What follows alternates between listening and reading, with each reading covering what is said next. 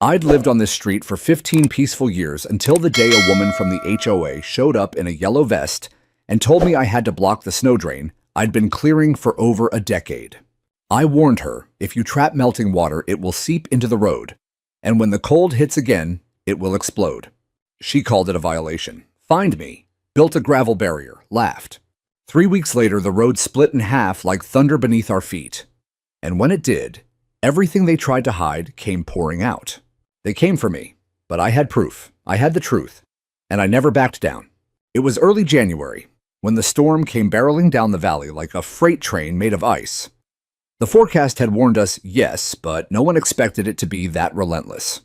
Overnight, our quiet little cul-de-sac in Aspen Ridge lay buried under nearly 3 feet of snow.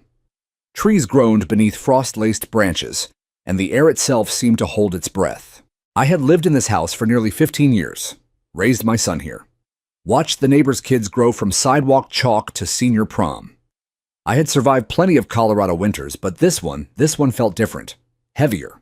Not just the snow, but the silence that followed. I'm retired now, former Air Force logistics. Precision is second nature to me. So when I clear my driveway after a storm, it's not merely for convenience. It's about safety planning ahead, anticipating what water will do when it melts.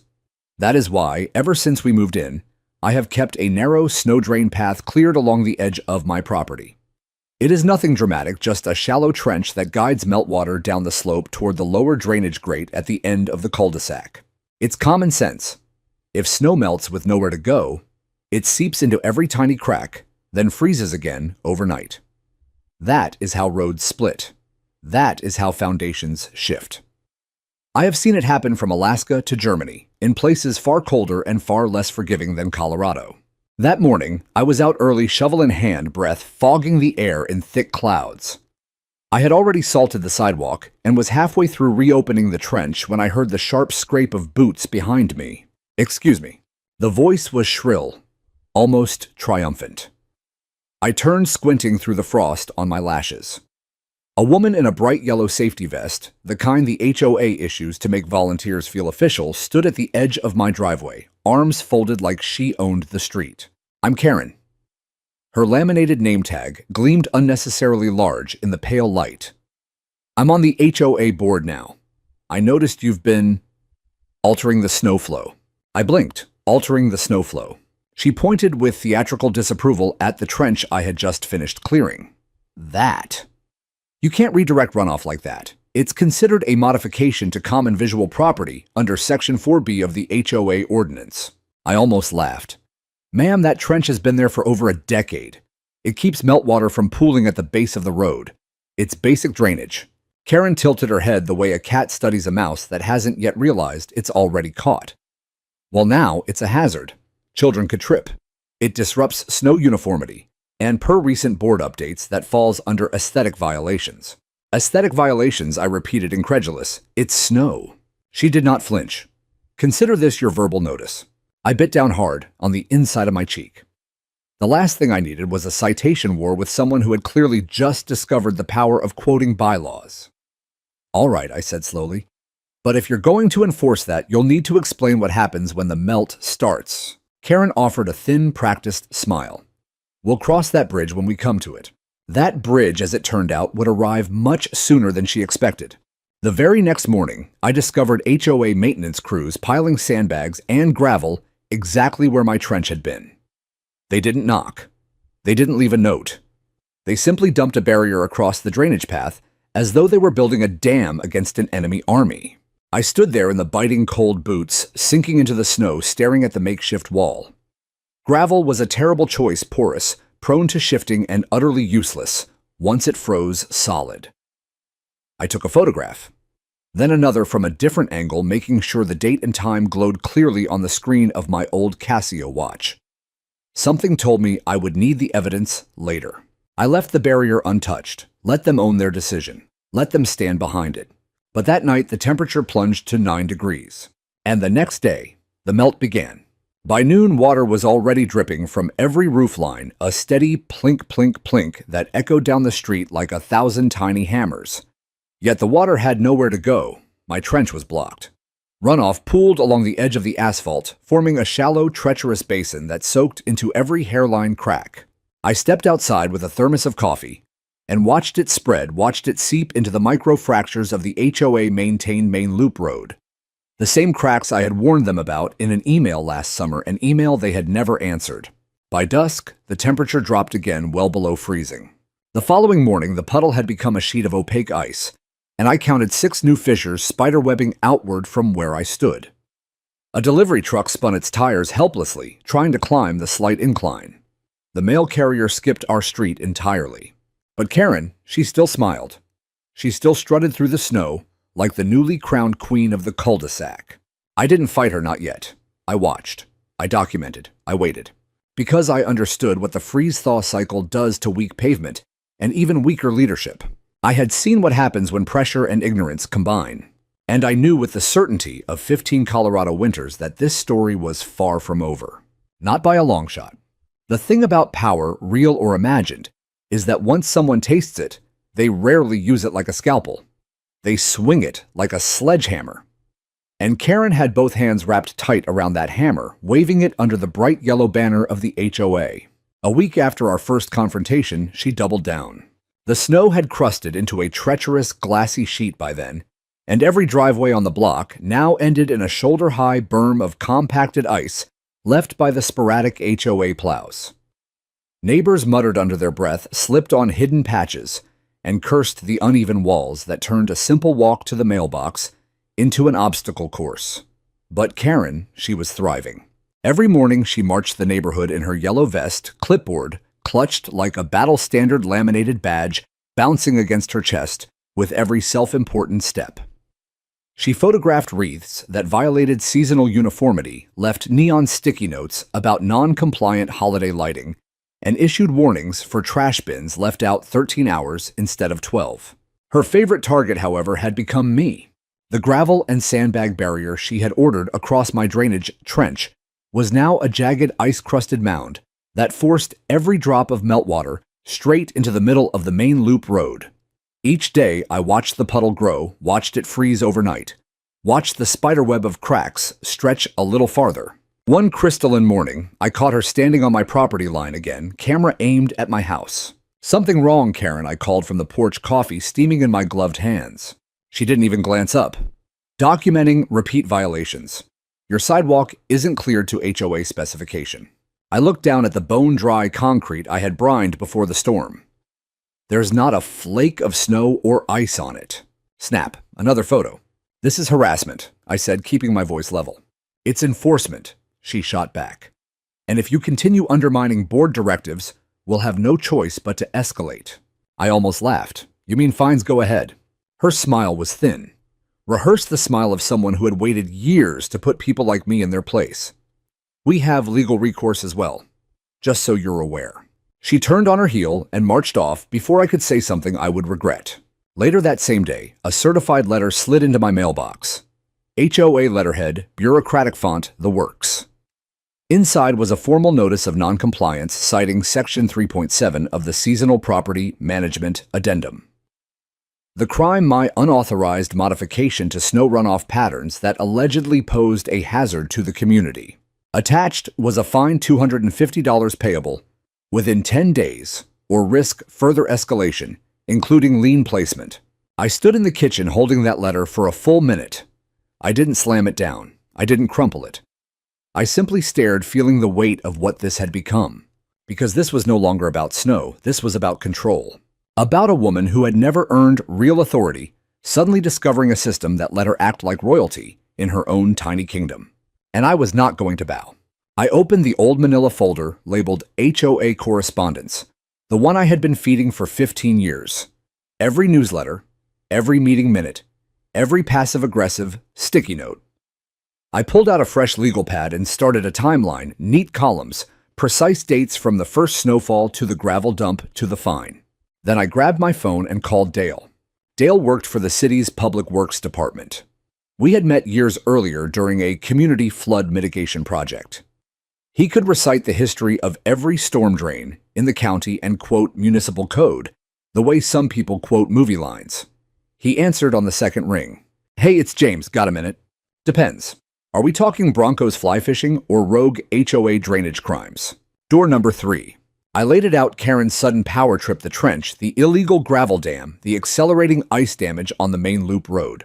When I finished, Dale let out a low whistle. So the HOA thinks they can manage stormwater without permits or engineering review. That's the short version. That's not just stupid, James. That's illegal. Can I get that in writing? He laughed. Not yet. But if damage occurs and we can tie it directly to their obstruction, they're on the hook. You documenting everything. Every grain of gravel. Good man. Keep it up. Send me photos of the barrier, the melt patterns, and every new crack. I'll open a courtesy inspection file. No promises, but the city will take a look. It wasn't a lawsuit yet. It was a seed.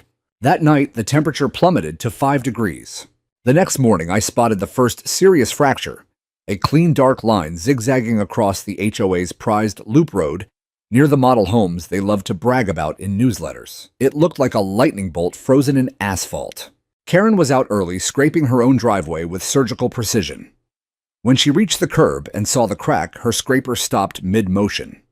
For one brief, glorious moment, her face fell. I didn't say a word.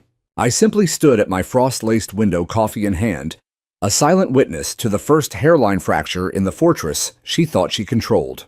Because winter doesn't care about laminated badges. And neither does justice. By mid-January, the snow had taken on a life of its own.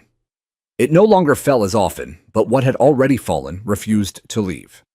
It sat on roofs, on lawns, on the main loop road like a heavy, judgmental guest who had overstayed his welcome. The HOA plows came late, plowed poorly, and left behind ice ridges sharp enough to slice a boot sole. Every driveway became a private battlefield. Elderly neighbors leaned on ice picks like old soldiers. Parents hoisted toddlers over glaciers that used to be sidewalks. The quiet cul-de-sac I had loved for 15 years now felt cold in a way temperature alone could not explain. Karen, of course, remained untouched by the misery she had helped create. She continued her daily patrols, yellow vest glowing like a hazard light clipboard swinging at her side. What stunned me most was how the rest of the board enabled her. Perhaps it was easier to let one person play villain than to share the blame themselves. Meanwhile, the cracks were getting bolder. The first major fracture I had spotted near the model homes now had siblings. Thin, dark veins crept outward every night, faint at first, then darker, wider, hungrier. You had to know where to look. I knew. Every dawn, I walked the edge of the main loop road with my phone, time-stamping photographs, measuring with a cheap tape I kept in my coat pocket. I had even ordered a small handheld thermal reader online, nothing fancy, just accurate enough to show where water was pooling deepest and freezing hardest. I mapped it all: red zones, blue zones, the slow, patient march of destruction. I knew exactly what I was watching. The freeze-thaw cycle is nature's slow-motion sledgehammer. Water slips into microscopic pores. Freezes, expands 9%. Retreats, returns, expands again. Repeat for weeks and even the strongest asphalt begins to peel like old paint. It is invisible until the day it isn't. I tried one last time to warn them properly. The next HOA meeting was virtual, lingering COVID rules. I logged in with a full slide deck, ready thermal images, time-stamped photos, annotated diagrams showing exactly how the gravel dam had rerouted every drop of meltwater onto the weakest section of the main loop road. The same section flagged for resurfacing the previous summer and conveniently ignored. When my turn came, I spoke calmly the way I used to brief colonels. Board members, residents, this isn't opinion. This is physics. The obstruction has turned a predictable runoff path into a concentrated lens of destruction. If we don't act within the next 2 warm days, the damage will be irreversible. I clicked through the slides, red arrows, temperature graphs, before and after shots of the growing fissures. Halfway through my presentation, my microphone icon went gray. Muted. Karen's face filled the main window, smile polished and poisonous. This isn't the appropriate forum for fear-mongering, she said sweetly. The board has reviewed the situation and determined current conditions fall within normal winter weather patterns. We have full confidence in our maintenance contractor. Normal. I stared at the little red muted symbol, heat rising in my ears.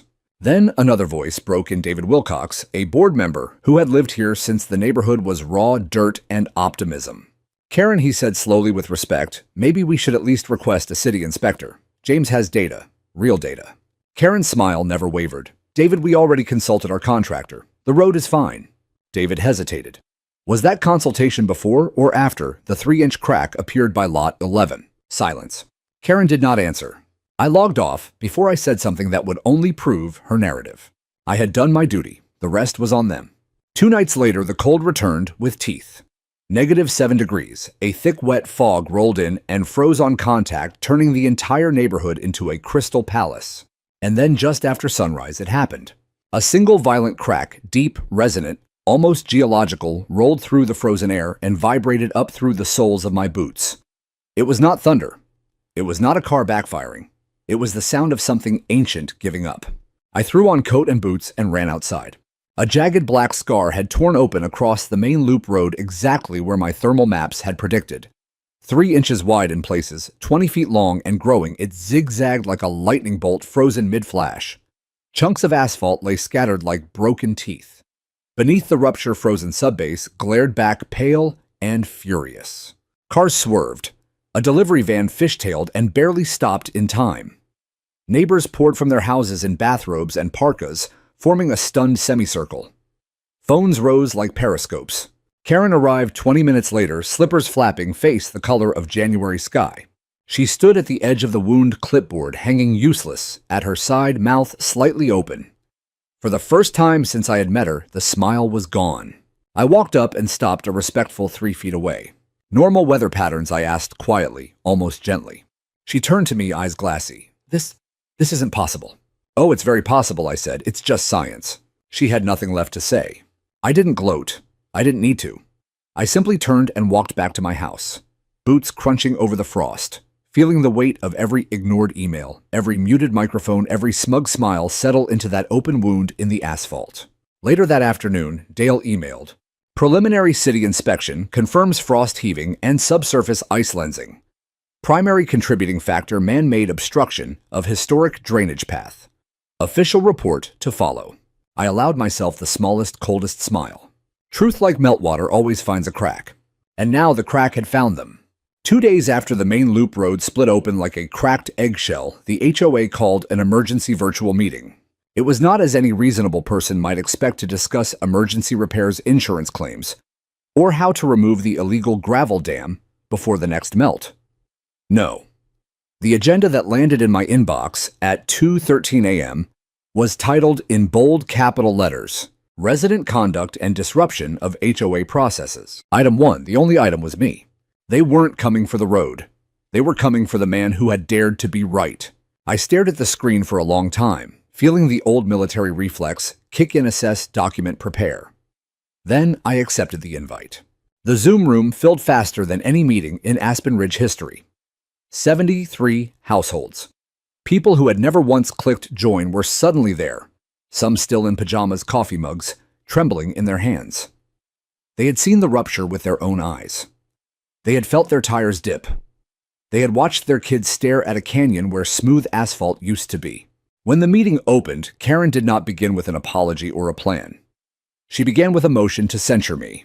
She read from a prepared script, voice syrupy with rehearsed regret. "This board deeply regrets the recent conduct of a homeowner who has chosen to circulate alarmist information regarding standard winter weather impacts, thereby creating unnecessary fear and undermining community confidence in the board's maintenance decisions." I unmuted. Alarmist information. My voice was calm, almost curious. "You mean the thermal images, the time-stamped photos, and the city's preliminary report that used the phrase, man-made obstruction, 5 separate times?" Karen's eyes flicked to me, then away. "Mr. Brody, please allow the board to finish." Mr. Brody. Not James, not even Jim. Full bureaucratic distance. Janelle, the quiet board member who usually just nodded along, raised a trembling hand and seconded the motion to formally record a warning in my permanent resident file. I had seen that tactic before, not in suburban Colorado, but in windowless rooms on bases halfway around the world. Create a paper trail, stain the record, kill the messenger quietly. But they had miscalculated the room. David Wilcox's unmuted voice steady as rebar. "I'd like to remind everyone," he said, "that James Brody was the only person who predicted this exact failure, submitted evidence, and begged us to act before it happened. Maybe the conversation tonight should be about why we muted him instead of listening." Karen's smile flickered. David, we agreed to maintain a unified front. No, he cut in sharper than I had ever heard him. You agreed. The rest of us were never asked. The chat exploded. My kid almost broke an ankle on the ice outside our driveway. Why are we punishing the one person who tried to warn us? When do we fix the actual road? Karen tried to regain control, but the dam had already cracked. The meeting ended without a vote, without censure, just a muttered further discussion needed and a lot of angry faces frozen on screen. Retaliation, however, does not need a vote. The very next morning, I stepped outside to find a fresh notice of violation taped to my front door like a scarlet letter. Bright red border. $500. Second offense. Violation, unauthorized water diversion activity. Subject to immediate lien review if not paid within 7 days. They had doubled the fine and doubled down on the lie. I photographed the notice from 4 angles, then called Dale again. He answered half asleep. James, it's barely 7. Your favorite HOA just fined me $500 for the ice damage they caused.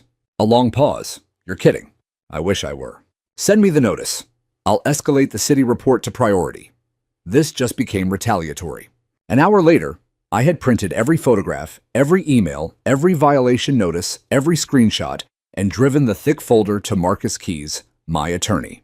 Marcus had been on standby since the first $250 fine. Civil litigation, HOA abuse cases, calm voice, sharp eyes.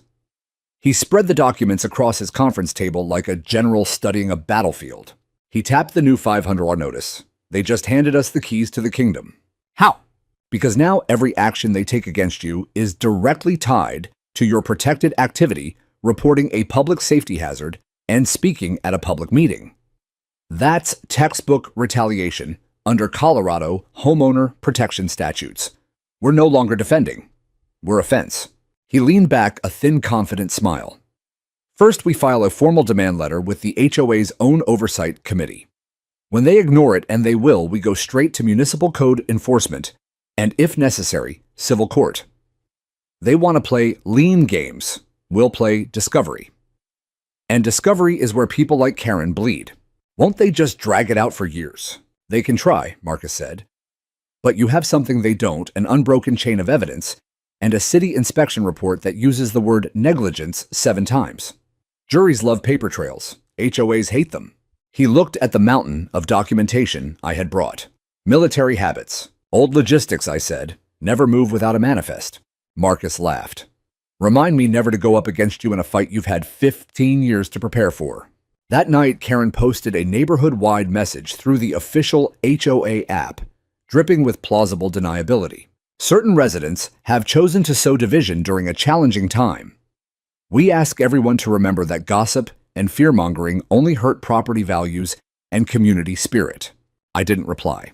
I just took one more photograph, the new violation notice still fluttering on my door in the cold evening wind, the giant crack in the main loop road gleaming under the streetlight behind it.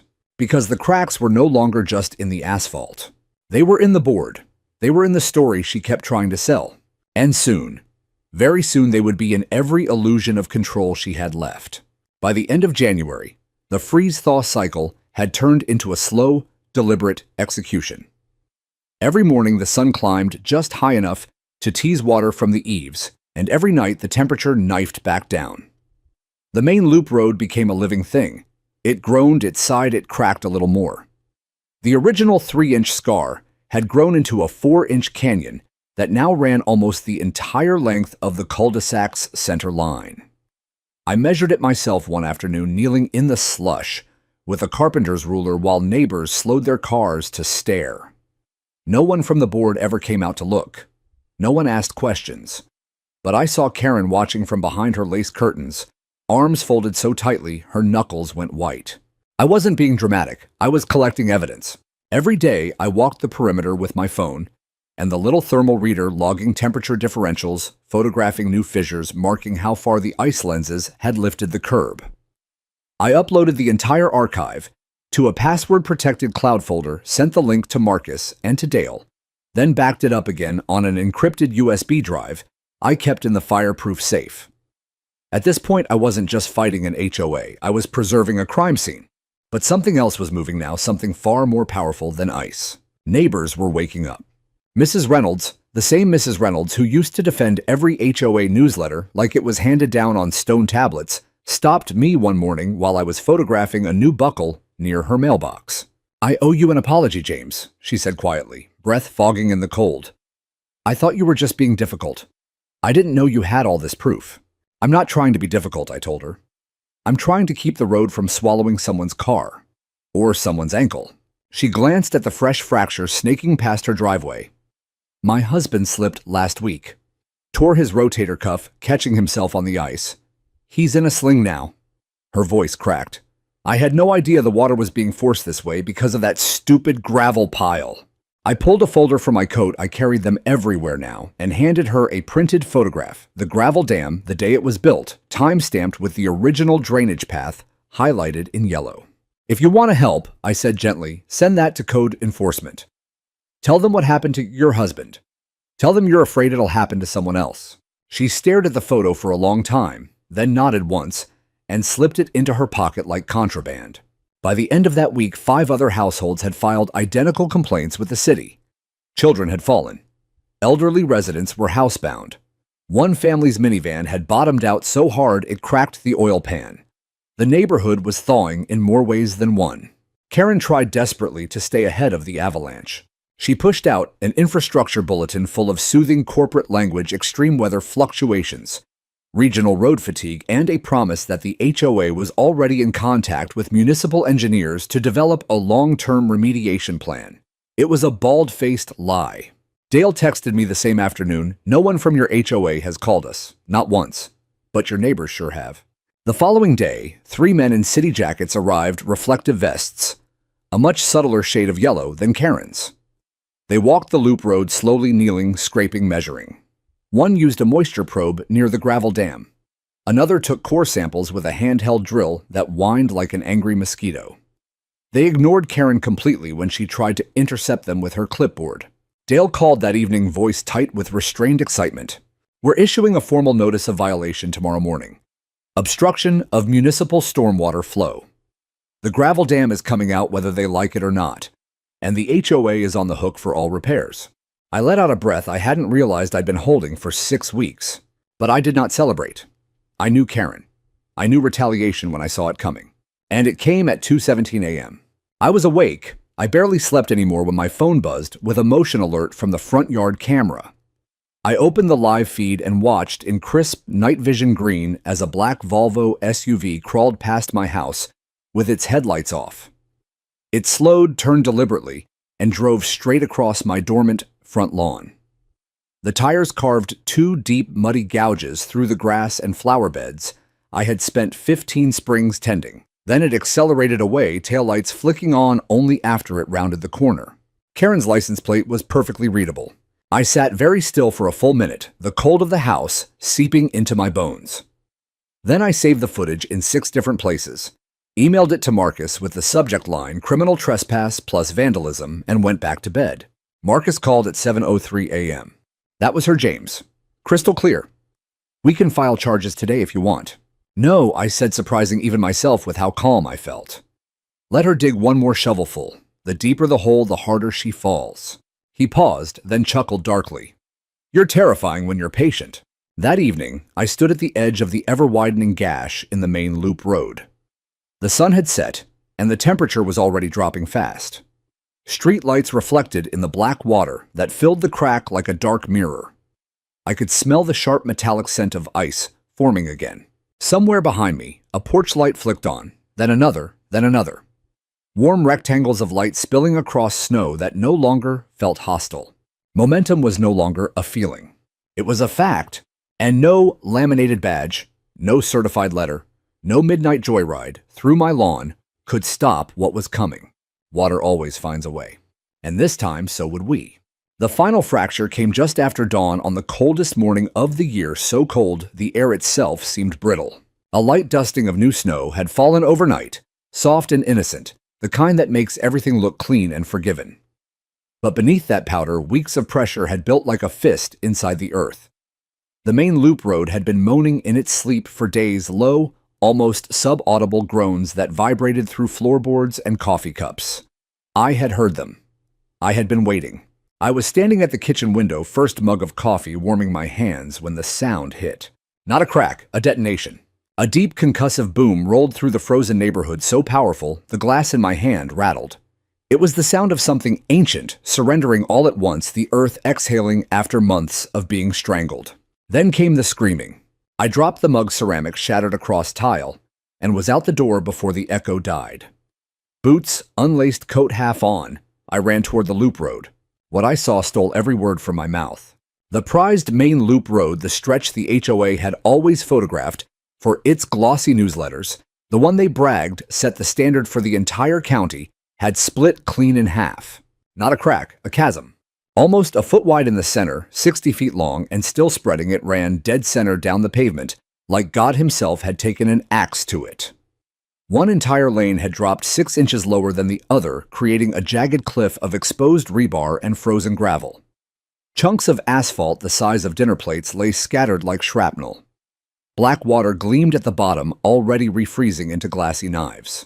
And trapped, right in the middle, nose down like a ship run aground on an iceberg, was the Parkers' brand new, leased Land Rover. Both right wheels swallowed by the rupture frame grinding metal against stone.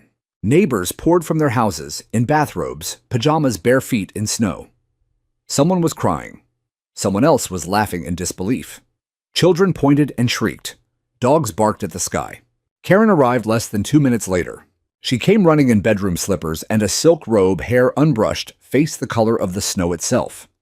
She skidded to a stop at the edge of the rupture, one hand flying to her mouth, the other still clutching her phone, like a lifeline that had just gone dead. For the first time since I had met her, she looked small. Not just physically. Her authority, her clipboard, empire, her yellow vest, all of it had been stripped away in one seismic instant. She opened her mouth, closed it, opened it again. No words came, only a thin animal sound of panic. I walked up slowly and stopped 5 feet away, close enough for her to hear, far enough that no one could accuse me of gloating. Still normal weather patterns, Karen. She turned to me, eyes wide, pupils blown wide with shock. This can't. It can, I said quietly. It just did. Sirens approached. Dale's city truck was first, orange lights strobing across the snow. He stepped out, looked at the carnage, looked at me, and simply said, "Damn, James, you called the exact foot." Inspectors followed, then police, then news vans that somehow always smell blood in the water faster than anyone else. Yellow tape went up. Barriers. Cones. The entire loop road was closed before most people had finished their coffee. Karen tried once to speak, to the city crew chief, voice cracking, waving her arms in tiny useless circles. He lifted one hand palm out, the universal gesture for "not my circus, not my monkey," and kept walking. She stood there in her robe and slippers, surrounded by neighbors who no longer bothered to hide their stares. Some looked angry, some looked pitying. A few looked away, embarrassed for her. Marcus arrived 20 minutes later, legal pads under one arm, thermos in the other. He took in the scene, then pulled me aside. "City just confirmed on site," he said, voice low. "Structural failure due to prolonged frost, heaving caused by altered drainage." Their exact words, "Man-made obstruction is the primary and proximate cause." He glanced at the gaping wound in the road, then at Karen standing alone on the sidewalk, arms wrapped around herself against a cold that had nothing to do with temperature. Her insurance carrier is about to have the worst Monday in history. A city press release went live before noon. Catastrophic road failure on Aspen Ridge Loop attributed to improper winter runoff management and obstruction of historic drainage channels.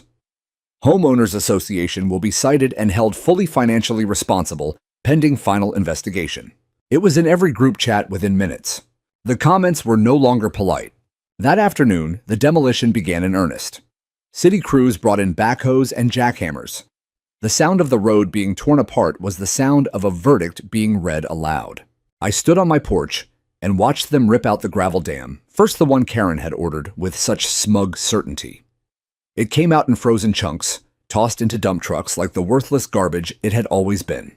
Karen did not come outside again that day, but I did. And for the first time in 2 months, when I looked at the street, I didn't see a battlefield. I saw a wound that was finally allowed to bleed clean. 2 days after the main loop road was literally ripped in half, David Wilcox sent the notice himself. No fancy HOA letterhead. No bureaucratic fluff. Just a plain email with one line. Emergency community vote. Friday 7 p.m. Motion immediate suspension of board president Karen M. pending independent investigation. That was all anyone needed to read. By Friday evening, the Zoom room hit capacity in 7 minutes flat. 78 households. People who had never attended a single meeting in their lives were suddenly there, some still holding dinner plates, others wrapped in blankets, eyes wide with the same stunned expression they'd worn the morning the road exploded.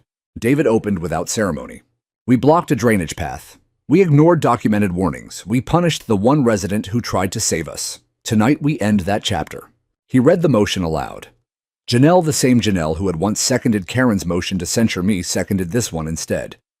Her voice shook, but she stared straight into the camera. Residents began unmuting one after another. 59 in favor, 3 opposed Karen's last 2 remaining allies, 8 abstained. At exactly 7:41 p.m., the vote passed. Karen M. was officially suspended effective, immediately pending full removal and independent investigation. She was not on the call. Rumors spread within minutes she had packed a suitcase that afternoon and driven north to her sister's house in Fort Collins for a few days to regroup. Some said she was already meeting with attorneys. Others said she simply couldn't face the screen full of neighbors whose trust she'd shattered. It didn't matter. The next morning, a discreet for sale sign appeared in her front yard, planted before sunrise. By Saturday evening, the sign was gone, the house already under contract. No open house. No farewell note taped to anyone's door. No final clipboard patrol in the yellow vest. Karen left Aspen Ridge the way a storm leaves suddenly, silently, and without ever saying sorry. Her laminated name tag was never seen again. 2 weeks after Karen vanished, the independent audit arrived like a second avalanche. David, now serving as interim president, had hired a neutral governance firm out of Denver. Their report was 42 pages long, merciless, and printed on plain white paper, so no one could accuse the board of hiding behind glossy excuses. Among the highlights, 37 fines issued without board vote or resident appeal, including several to people who had dared question snow removal contracts. A snow plowing contract awarded to Karen's first cousin at 38% above the lowest qualified bid. $18,400 diverted from sidewalk repair reserves to install the ornate Aspen Ridge Community Monument that now stood crooked and half-forgotten near Karen's old driveway. The 2024 stormwater engineering study, fully funded, fully completed, that Karen had single-handedly buried because the report's cover letter contained the phrase elevated flood risk. The final page carried a single sentence in bold. Former President Karen M. repeatedly placed personal control above resident safety, fiscal responsibility, and basic transparency. David mailed a hard copy to every mailbox and posted the entire PDF on a brand new neighborhood website titled Simply Open Records. The following Friday, the rec center was packed, folding chairs in rows, coffee urns, steaming more than 50 neighbors shoulder to shoulder under humming fluorescent lights. No Zoom link this time. People wanted to be in the same room when the page turned. David stood at the podium in jeans and a flannel shirt, no vest, no badge, and opened the floor for nominations. An engineer from Lot 17 stood first. A retired school principal from Lot 4. A young mother whose minivan had been totaled in the chasm. A paramedic who had responded the morning the road split. No speeches about uniformity or property values. Just neighbors saying, "I'll serve if you'll have me." The vote was unanimous. When the new slate was confirmed, David turned to the back row where I stood quietly against the wall. "One more piece of business," he said. He read aloud the motion. 1. All fines ever levied against James Brody are hereby voided. 2. The HOA will reimburse Mr. Brody the full $750, plus accrued interest within 10 business days. 3. The board issues a formal letter of apology and permanent commendation for his role in protecting community safety. Janelle moved. The engineer seconded. Passed without a single nay. Mrs. Reynolds' arm, still in a sling from her husband's fall, started clapping first. The room rose with her. It wasn't loud. It was steady, grateful, and long enough to echo off the cinder block walls like a heartbeat finally returning to normal. Outside, the first warm wind of spring blew through the open doors, carrying the smell of thaw and second chances. The old reign was over. The new one had no crowns, no clipboards, and no intention of ever needing them again. Spring arrived early and loud. In the first week of March, city crews descended with backhoes, jackhammers, and a convoy of dump trucks. They tore the ruined main loop road down to the frost line, excavated the poisoned subbase, and laid perforated drain pipe exactly where my little trench had always pointed. New gravel, new geotextile, new asphalt, thicker, blacker, engineered to flex instead of fight the freeze-thaw cycle. The smell of hot tar drifted through open windows like the scent of a promise finally kept. Dale stopped by on the last day of paving, leaned out his city truck window, and gave me a thumbs up. "She's bulletproof now, James. Your trench just got promoted to municipal infrastructure." One afternoon, an envelope from the city arrived in my mailbox. Inside a check for $750, my fines returned with interest, and a commendation certificate on heavy cream stock signed by Dale and the Public Works Director for exemplary civic responsibility and preservation of public safety in stormwater management. I cashed the check and framed the certificate not for pride, but so my future grandchildren will know that standing up sometimes costs sleep and money, yet is never wasted. Marcus called a week later, barely containing laughter. Karen surfaced long enough to have a lawyer fire off a demand letter, defamation, emotional distress, loss of enjoyment of life, the whole opera. I replied with a 6-page letter and 312 pages of attachments, city report audit, midnight lawn video, the works. They withdrew the threat before lunch. "She's done, James. Permanently."